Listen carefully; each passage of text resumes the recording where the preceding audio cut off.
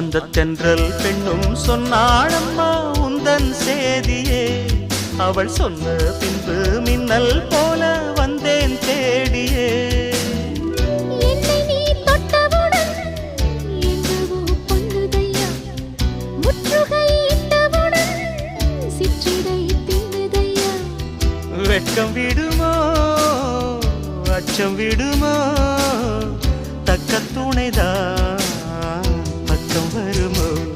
ஒரு சோல குயில் சோடி தன்ன கூடுது கூடுது வந்து, அது நெஞ்சோ தொட்டு நினப்பும் தொட்டு பாடுது பாடுது சிந்து. கிட்ட வருமோ ஒட்ட வருமோ.